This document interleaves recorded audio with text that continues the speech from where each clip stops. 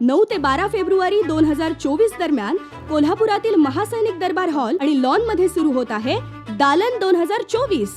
100 पेक्षा अधिक डेव्हलपर्स, 220 पेक्षा अधिक वास्तू प्रकल्प आणि 2000 पेक्षा अधिक घरे, फ्लॅट, बंगलो इथे आपली वाट पाहत आहेत। Commercial property, residential project, plot, interior design, home decor, finance यासह वास्तुविषयक सर्व काही दालन 2024 मध्ये।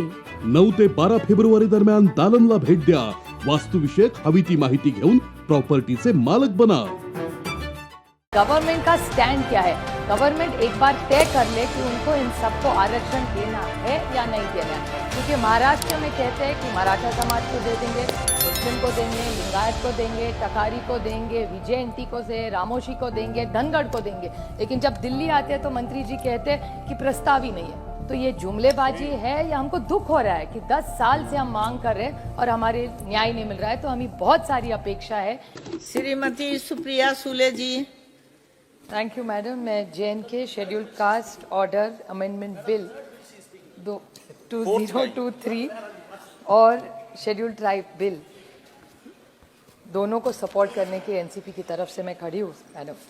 मैं मंत्री जी से, अर्जुन मुंडा जी बहुत मंत्री और आप अभी तो उन पे डबल जिम्मेदारी, अभी तो किसान एग्रीकल्चर डिपार्टमेंट भी उनको मिल गया है, लेकिन मुझे समझ में नहीं आता कि वो हमसे नाराज़ है कि गुस्से में है, क्योंकि छोटे छोटे बहुत सारे बिल उन्होंने ST के लाए, लेकिन महाराष्ट्र की मांग जो इतने सालों से है उस पर वो हमें न्याय नहीं दे रही। और मैं सिर्फ उनको पूछना चाहती हूँ कि महाराष्ट्र में, आपको बोल दूँ कि महाराष्ट्र में आज, जैसे अरविंद जी ने कहा, महाराष्ट्र में आज सबसे बड़ा आंदोलन किसानों का हो रहा है कर्जा माफ़ी के लिए, और दूसरा हो रहा है मराठा समाज के, हमारे एक महाराष्ट्र के सुपुत्र है जरांगे पाटिल जी, उनका बहुत बड़ा आंदोलन आज महाराष्ट्र के आरक्षण के लिए हो रहा है। उसके बाद धनगर समाज का आंदोलन, धनगर समाज को तो 10 साल पहले भारतीय जनता पार्टी ने वायदा किया था कि हम आपको आरक्षण दे देंगे, जो उनकी मांग है, उसका कुछ हुआ नहीं। उसके बाद लिंगायत समाज, मुस्लिम समाज, भामटा,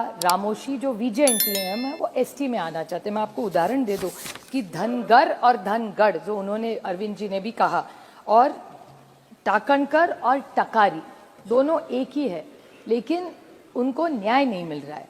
तो मेरी उनसे विनती है, क्योंकि अर्जुन जी हमेशा जवाब भी देते हैं और उनका कहना है कि राज्य ने प्रपोजल भेजा तो मैं ज़रूर सोचूंगा, सबका ही, मराठा, धनगर, लिंगायत, मुस्लिम, टकारी, भामटा, रामोशी, इन सब के बारे में सोचूंगा। ये हमेशा वायदा करते, उनके मैं आभारी हूँ, लेकिन फिर रुक कहाँ गया है? महाराष्ट्र सरकार तो उनके 200 MLA है, भेजने में तो कोई दिक्कत नहीं है, यहाँ तो 303 है ही आपके, तो ये आरक्षण अटका कहाँ है? तो मैं सिर्फ उनका कहती हूँ कि आप अनेक राज्यों के लिए लाए, महाराष्ट्र के लिए क्यों आप आरक्षण का नहीं सोच रहे? और ये छोटे छोटे बिल लाने से, अगर देश के लिए पूरा बड़ा एक बिल लाए तो हर राज्य को न्याय मिलेगा। आप देख रहे हैं हर भाषण में हर राज्य से, कल हमारे भाई कर्नाटका से बोल रहे थे, वो भी धनगर समाज के लिए मांग रहे थे, लिंगायत के मांग रहे, हमारे यहाँ भी मराठा, लिंगायत, मुस्लिम सारे ही मांग कर रहे। तो क्यों ना एक बड़ा सा बिल लाती है सरकार 10 सालों में, तो ये प्रॉब्लम ही नहीं आता, लोगों को आंदोलन नहीं करना पड़ता। तो इसका टाइमलाइन क्या है और आप कब लाएंगे, और गवर्नमेंट का स्टैंड क्या है? गवर्नमेंट एक बार तय कर ले कि उनको इन सबको आरक्षण देना है या नहीं देना है, क्योंकि महाराष्ट्र में कहते हैं कि मराठा समाज को दे देंगे, मुस्लिम को देंगे, लिंगायत को देंगे, टकारी को देंगे, विजयंती को से रामोशी को देंगे, धनगढ़ को देंगे, लेकिन जब दिल्ली आते हैं तो मंत्री जी कहते हैं कि प्रस्ताव ही नहीं है।